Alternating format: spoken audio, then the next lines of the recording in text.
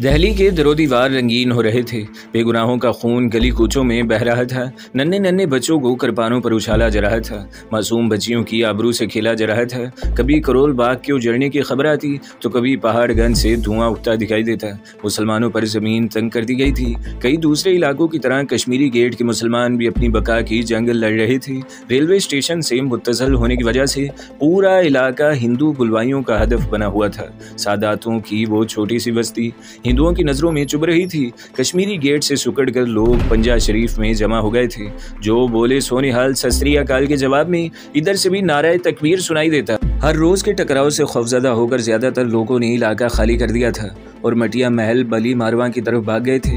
मेरी अम्मी ने भी अब्बू को मशवरा दिया कि बली मारवा चले चलिए, लेकिन अब्बू ने साफ इनकार कर दिया था। उन्होंने कहा था स्टेशन से सीसगंज गुरुद्वारा तक सिख और हिंदू डेरा डाले हुए हैं। वो सब भूखे बेड़ियों की तरह ताक में बैठे हैं। हम इसी मोहल्ले में महफूज हैं। लेकिन ये इनका खाम ख्याल था। सुबह अजान के वक्त टिड्डी दल की तरह हिंदू हमारे मोहल्ले पर टूट पड़े। गलियां लाशों से पिट गईं। दम बदम मुस्लिम जियालों की तादाद घटती जा रही थी। इन्हीं में मेरे अब्बू भी शामिल थे। हम सब जिंदगी से मायूस हो गए थे कि गैबी इमदाद की तरह एक ट्रक नमूदार हुआ।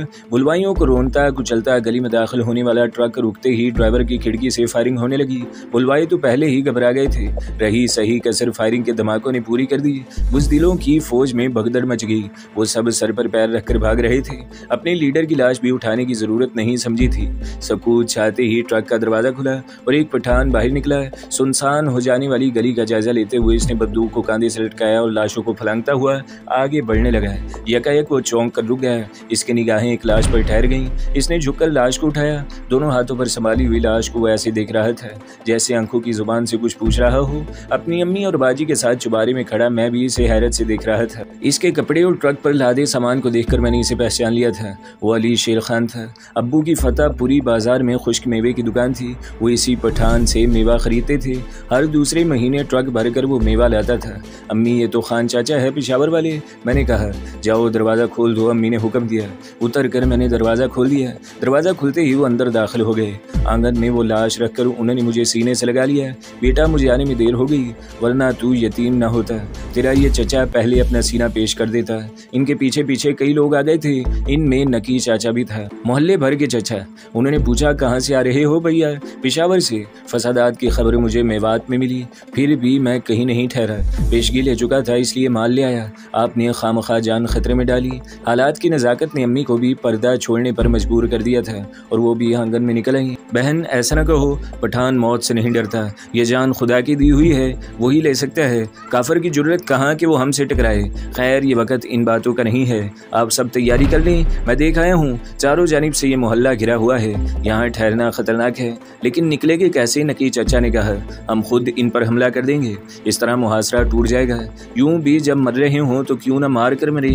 आपका कहना दुरुस्त है, एक नौजवान ने कहा। आप सबको जमा करें। मेरे ट्रक में 100 आदमी सवार हो सकते हैं। अगर मोहल्ले में किसी के पास कोई गाड़ी है तो बाकी को इसमें सवार कर लें। नकी चाचा और इस नौजवान ने लोगों को ट्रक में सवार करना शुरू कर दिया। जिंदा बचे रहने वालों की तादाद 50 से भी कम थी। इनमें भी औरतों और बच्चों की तादाद ज्यादा थी। मेवे की बोरियों को आड़ बनाकर औरतों और बच्चों को सवार करा दिया गया। 3 बंदूकें थी। 2 बंदूक बरदारों को सामने की तरफ और एक को पीछे की जानी बिठाया गया। अली शेर चचा ने अल्लाह का नाम लेकर ट्रक स्टार्ट किया और आंधी तूफान की तरह गली से निकला। सड़क पर तीर तलवार बाला बलम से लेस बुलवाई खड़े थे। ट्रक को देखते ही इन लोगों ने हर हर महादेव का नारा लगाया। बंदूक बरदारों ने जवाब में गोलियां दागी। गोलियों की बौछार और ट्रक की तेज रफ्तार ने मुहासरा तोड़ दिया। बुढ़िया पुल पर खड़े बुलवाइयों ने संगबारी शुरू कर दी, लेकिन चचा का ट्रक तो तूफान का झक्कड़ बना हुआ था। वो सब अपना समूह लेकर रह गए और हम सब सुख का सांस लेते काफी आगे निकल आए। असना अशरी जामिया मस्जिद और मदरसा इमाम अबू हनीफा के नजदीक पहुंचते ही दिल कुबैदा सा हो गया। दोनों जगह से धुआं उठ रहा था। आग बुझाने का वक्त नहीं था, इसलिए हम सब आगे बढ़ते रहे। कश्मीरी गेट रेलवे पुल के नीचे से होते हुए जैसे ही हम सीसगंज गुरुद्वारे के पास पहुंचे, मेरा दिल बेतरह धड़क उठा। खौफ की सर्द लहर पूरे जिस्म में फैल गई। दूर दूर तक सर ही सर नजर आ रहे थे। नीली पीली लाल सबज पगड़ियों वाले कृपानों को हवा में लहरा लहरा कर नारे लगा रहे थे। सुनहरी मस्जिद जलकर स्याह पड़ गई थी। बुर्ज को तोड़ दिया गया। अब क्या होगा अली शेर? नकी साहब ने पूछा। अल्लाह मुसब्बिबुल असबाब है। नारा तकबीर काफिरों के दिल पर हैबत तारी कर देता है। सब मिलकर नारा लगाएं। अली शेर चचा ने कहा। फलक शुगाफ नारे तकबीर की हैबत। फायरों की दहशत और ट्रक की बरक रफ्तारी से बुलवाइयों के ओसान खता हो गए। इन्हें रोनता हुआ ट्रक चांदनी चौक की जानी मुड़ गया। इतने बड़े तूफान को पार कर लेने पर सब ने रब का शुक्र अदा किया। हम सब मौत के मुंह से निकल आए थे, वरना वो सब जितनी बड़ी तादाद में थे बआसानी ट्रक रोक सकते थे, लेकिन बुज़दिली ने इन्हें भगोड़ा बना दिया था। वादा शरीक का शुक्र अदा करते हुए हम सब आगे बढ़ रहे थे। कबली मारवा के नुक्कड़ पर बैठे हुए सिखों के एक जत्थे ने हमें देख लिया। शायद वो सब छोटे छोटे मोहल्लों से बचकर आने वालों की ताक में बैठे थे। उन्होंने हमें लुकमा तर समझते हुए घेरने की कोशिश शुरू कर दी। जवाब में ट्रक से बंदूकें गिरजी, कई बुलवाई ज़मीन बोस हुए और बाकी ने मकानों की आड़ ले ली। गली काफ़ी पतली थी, मजबूरन अली शेर चचा को रफ्तार धीमी करनी पड़ी। छतों पर मोर्चा बंद बुलवाइयों ने पथराव शुरू कर दिया। विंडो स्क्रीन टूट कर बिखर गई। कांच की किरचियों ने अली शेर चचा का चेहरा लहूलुहान कर दिया। नकी चचा और मैं भी जख्मी हो गए। छतों से बरसने वाले पत्थरों ने पीछे औरतों और बच्चों को भी जख्मी कर दिया, लेकिन अली शेर चचा का हौसला पस्त न हुआ। वो ट्रक बढ़ाए लिए जा रही थी। गली सीताराम पार करते ही एक नई उफ्ताद आन पड़ी। किसी जानिब से एक गोली ट्रक के टायर में लगी और टायर जोरदार आवाज से फट गया। इस नई मुसीबत से घबराकर औरतों ने नादे अली का विरद शुरू कर दिया। हौसला रखें, अल्लाह ताला हमारी हिफाजत करेगा। ये कहते ही अली शेर चचा ने एक्सीलेटर पर दबाव बढ़ा दिया। पतली सी गली, लंगड़ाता हुआ ट्रक और चारों जानिब से काफरों की अलगार। हम सब जिंदगी से मायूस हो चुके थे। मुस्लिम आबादी बहुत करीब है, नारा लगाएं, अली शेर चचा ने कहा। खौफ से कांपती आवाजों में सब ने मिलकर नारा लगाया। गोलियों की तड़तड़ाहट और नारों की गूंज ने हमें नई जिंदगी दे दी। मुस्लिम इलाके से भी नारे सुनाई देने लगे। कुछ सरफिरे जांबाज नारा तकबीर लगाते हुए हमारी जानिब बढ़ते नजर आए। इन्हें देखकर बुलवाई पीछे हट गए। आगो खून का समंदर पार करके हम सब बली मारवा में दाखिल हो गए। हिंदुस्तानी दवाखाने के सामने अली शेर चाचा ने ट्रक रोककर सबको उतारा। वहाँ पहले से ही सैकड़ों लूटे पुटे मुसलमान जमा थे। जिसे जहाँ जगह मिली वो वहीं बैठा हुआ था।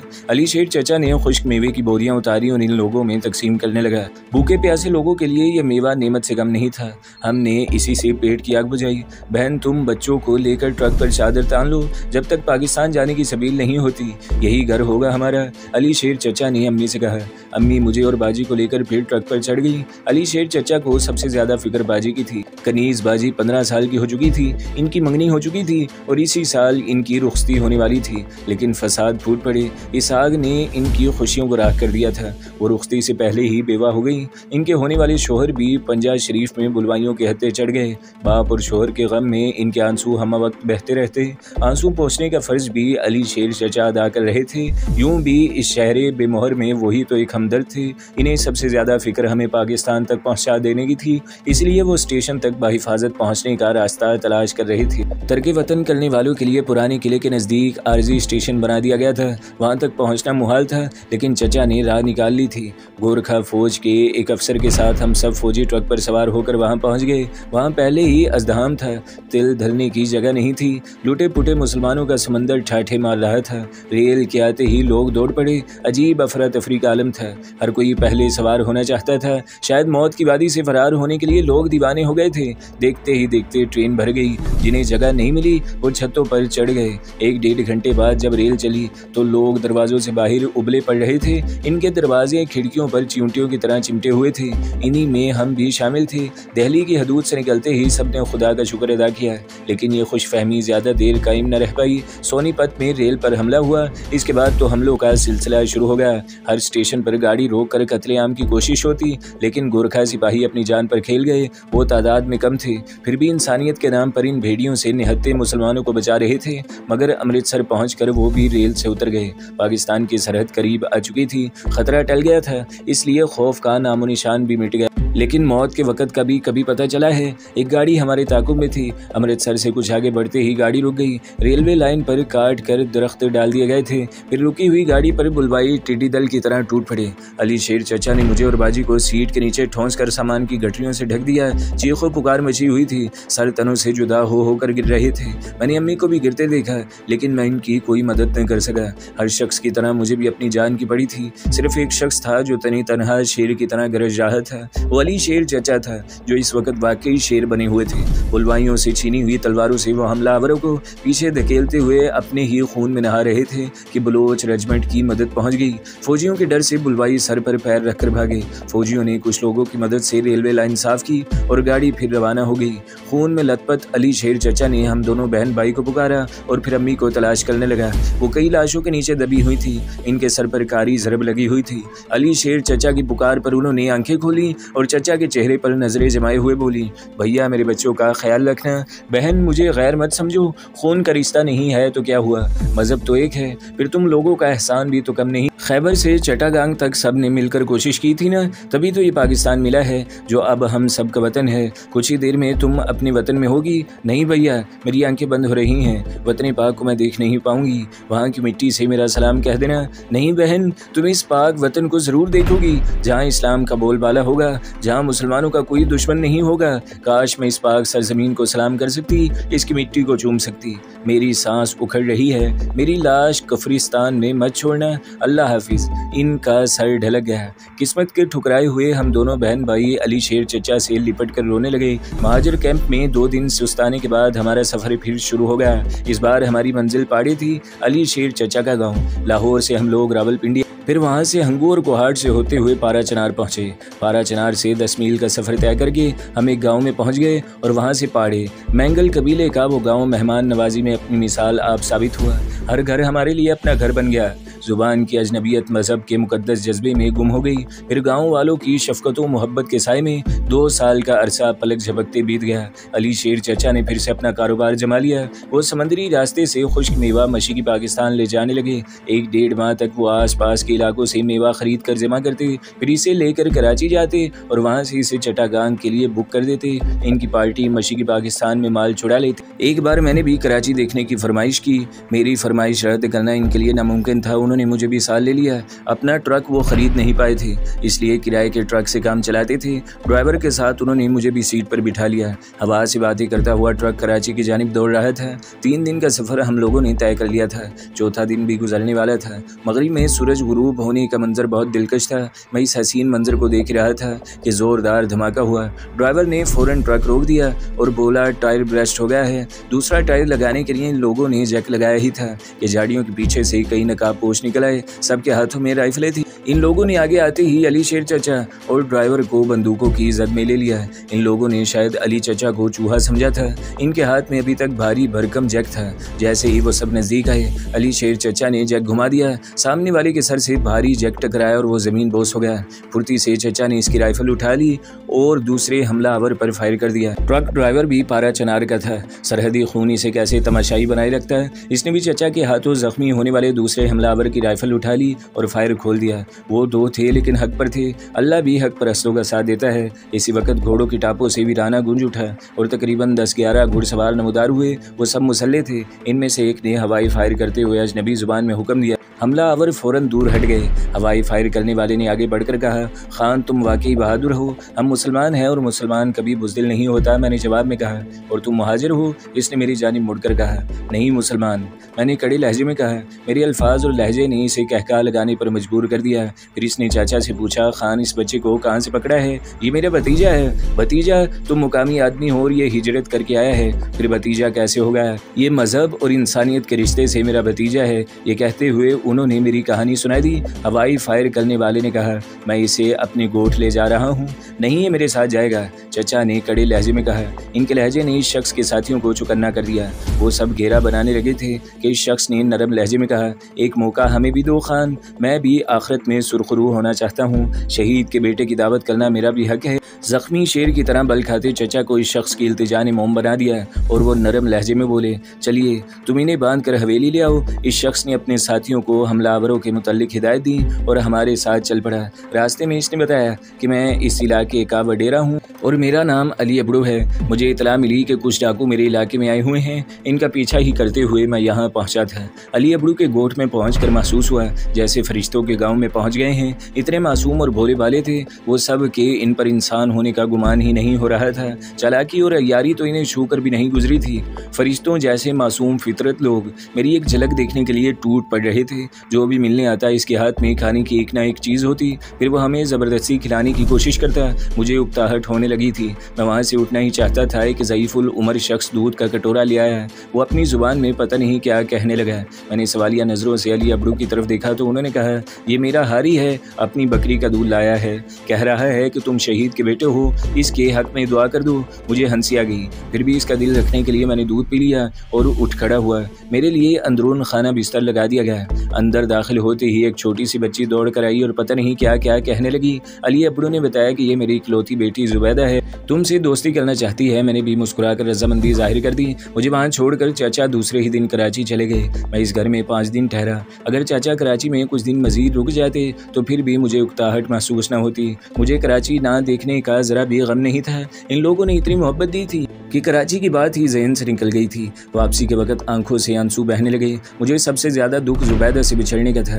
10-11 साल की इस बच्ची ने अपनी उम्र से बढ़कर मेरी खिदमत की थी। पहाड़े लौट कर भी दिल बेचैन रहा। वहाँ मैं अकेला गया था, लेकिन लौटते वक्त यादों का मेला साल ले आया था। सोते जागते वहाँ की बातें याद रही थी। इस दिन भी मैं चचा के वालिद अफरासियाब खान को वहाँ के वाक़यात सुना रहा था कि चचा आ गए। खान बाबा को सलाम करने के बाद उन्होंने कहा, बाबा मैं जैगम को ढाका ले जाना चाहता हूँ।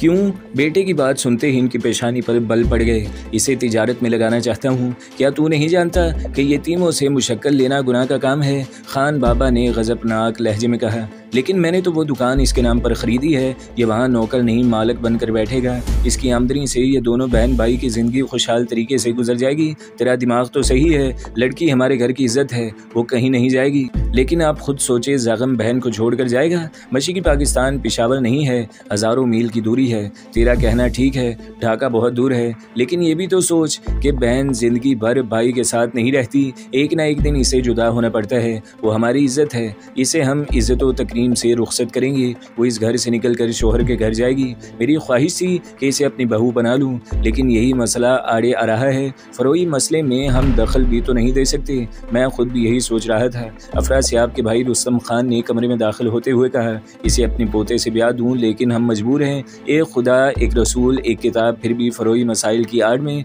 ग्रोहबंदी की लानत ने हमें मजबूर कर रखा है। छोड़ो इन बातों को। अफरासियाब खान ने बेटे से कहा, कल तुम ज़ेरिन चले जाओ, अली नकी से कहना वो मसले का हल निकाल देगा। अगली सुबह चचा ज़ेर इनके लिए निकल पड़े। मैं भी इनके साथ हो लिया। तपती धूप में पहाड़ियाँ फलांगते हुए दोनों ज़ेरिन पहुँचे। अली नकी बड़े इत्तेफाक से मिले। वो मुझे पहचानते थे। मुहर्रम का चांद तुलू होते ही खान बाबा हम दोनों भाई बहनों को 10 दिन के लिए तोरियों के इसी गांव में भेज देते थे। हम अली नकी ही के घर में ठहरा करते थे। कहिए सैयद साहब, कैसे आना हुआ? अली नकी ने मुझसे पूछा। चचा ने मेरे बोलने से पहले ही सारा मसला बयान कर दिया। अली नकी ने मदद का वादा कर लिया। नमाज ज़ोहर के बाद उन्होंने मस्जिद में एक छोटी सी तकरीर की, जिसका लुब्बे लबाब ये था कि तुम में से कौन इस लड़की को अपने घर की इज्जत बनाना चाहता है, जिसका ख़ानदान पाक वतन के नाम पर शहीद हो गया। जवाब में आधे से ज़्यादा लोगों ने रिश्ता पेश कर दिया। इतने सारे उम्मीदवार देखकर मस्जिद के इमाम ने इस्तिखारा देखने की सलाह दी। पहला नाम अली नकी ने अपने बेटे अबू तुराब का पेश किया। इत्तफाक से पहला ही नाम साद आ गया। अली नकी ने खुशी से कहा, इंशाअल्लाह 13 रजब को शहीद की बेटी मेरी बहू बन जाएगी। मैंने भी अबू तुराब को देखा था। वो पेशावर में तालीम हासिल कर रहा था। बाजी भी दहली में पढ़ती थी। 5 जमात पास थी। इन्हें किसी जाहिल के पल्ले नहीं बांधा जा रहा था। इसकी खुशी मुझे भी थी। चचा को भी रिश्ता पसंद आया। देखते ही देखते 13 रजब की तारीख आ गई और बाजी रुखसत होकर कुर्मान चली गई। रुखसती के वक्त पूरा गाँव उमड़ आया था। हर आँख अश्कबार थी। एक माह बाद मैंने भी गाँव छोड़ दिया और चचा के साथ ढाका चला गया। उन्होंने कैप्टन बाजार में दुकान खरीदी थी। मैं इसे संभालने में जुट गया। आहिस्ता आहिस्ता दुकान चल निकली। मेरा दिल भी बंगाल के इस हसीन शहर में लग गया। साल में एक बार ही पहाड़े जाता। पहाड़े जाते वक्त और लौटते वक्त कुर्बान का चक्कर भी लगा लेता था। नौशे भाई ने तालीम हासिल कर ली थी और उन्हें महकमा खुफिया में नौकरी मिल गई थी। मैं एक नन्हे मुन्ने भांजे का मामू भी बन गया था। इसकी कशिश मुझे कुर्बान खींच ले जाती थी। ढाका वापस आकर सबसे ज़्यादा इसी की याद आती थी। मैंने बोनोग्राम मोहल्ले में मकान खरीद लिया था। कई बार बाजी को दावत भी दी कि एक बार आकर कुछ दिन गुजार लें, लेकिन नौशे भाई राजी ही नहीं नहीं हो रहे थे। इनकी नौकरी ही कुछ ऐसी थी कि छुट्टी मिलना मुश्किल था। इस दिन भी मैं इनके नाम खत डालकर लौटा था। जानता था कि जवाब में वो क्या लिखेंगे, फिर भी बाजी के आने की उम्मीद लिए था और ख्यालों में अपने सोने आंगन को भांजे की चहकार से गूंजता देख रहा था। कई खरीदार आए लेकिन मैंने तवज्जो न दी। आहिस्ता आहिस्ता बाजार में सन्नाटा छाने लगा। थक कर मैं भी दुकान बंद करने वाला था कि आंधी तूफान की तरह एक लड़की दुकान में घुस आई। इसके बाल उलझे हुए थे और चेहरा जर्द था। वो खौफजदा हिरनी की तरह कांप रही थी। इसके लरसते हुए होंठों से इल्तिजा निकली, भैया मुझे बचा लो, गुंडे मेरा पीछा कर रहे हैं। मैं इसकी इल्तिजा पर गौर ही कर रहा था कि बाहर से आवाज़ आई, लड़की इसी दुकान में दाखिल हुई है। इसे गोदाम की तरफ जाने का इशारा करके मैं बाहर निकल गया। खतरनाक चेहरों वाले 3 गुंडे वहाँ खड़े थे। इनमें से एक ने पूछा, खान नीली साड़ी वाली लड़की को देखा है? पाड़े की मोहब्बत ने मुझे शलवार कमीज़ का आदी बना दिया था। इसी वजह से लोग मुझे पख्तून समझते थे और खान कहकर मुखातिब करते थे। इसने भी मुझे पख्तून समझा था। पूछना क्या है, मैंने खुद इसे इसी दुकान में घुसते देखा है। दूसरे ने कहा, तलाशी ले लेते हैं। तीसरे ने लुकमा दिया और आगे बढ़ा। इसे आगे बढ़ते देखकर मैंने गरज कर कहा, खबरदार मेरी दुकान में कोई नहीं घुसेगा। जानता नहीं है हम किसके आदमी हैं? गुंडे ने गुस्से में कहा। हाँ हाँ जानता हूँ, अभी बताता हूँ। ये कहकर एक गुंडा आगे बढ़ा। इसके हाथ में खुला हुआ चाकू था। इसे आगे बढ़ते देखकर मैंने जकंद भरी और चाकू वाले हाथ पर ठोकर मारता हुआ दूसरे गुंडे से जा टकराया। चाकू अंधेरे में दूर जा गिरा। जिसके सीने से मेरा सर टकराया था वो सीना पकड़ कर बैठ गया। जमीन पर गिरते ही मैं फुर्ती से उठ खड़ा हुआ। तीसरा गुंडा जो इस अचानक हमले से हवास बाख्ता हो गया था मेरी जानिब लपका। मैंने पूरी कुव्वत से उछल कर इसे लात मारी और वो जमीन पर ढेर हो गया। मेरी रग रग में बिजली सी भर गई। कोंदे की तरह लपक कर कभी एक पर गिरता और कभी दूसरे पर। कुछ ही देर में वो तीनों जमीन चाटने लगे। क्यों दुकान की तलाशी नहीं लोगे? मैंने तंजिया अंदाज में कहा। तुमने बहुत बुरा किया है खान, हमसे टक्कर लेकर अपनी मौत को ललकारा है तुमने, एक गुंडे ने हाँफते हुए कहा। जवाब में मेरी भरपूर लात इसके चेहरे से टकराई और दबी दबी सी चीख के साथ वो दोहरा हो गया। 1-2 दांत भी टूट गए। मुंह से निकलते खून को पोंछते हुए इसने कहा, याद रखूंगा खान, सब याद रखूंगा। बुरी तरह पिटने के बाद भी इसकी अकड़ ख़त्म नहीं हुई थी। तो दोस्तों, अगली किस्त सुनने के लिए हमारे चैनल को ज़रूर सब्सक्राइब करें, वीडियो को लाइक करें और बेल के आइकन पर भी क्लिक कर दें ताकि हर जो आने वाली वीडियोज़ हैं वो आपको सबसे पहले मिलती रहें।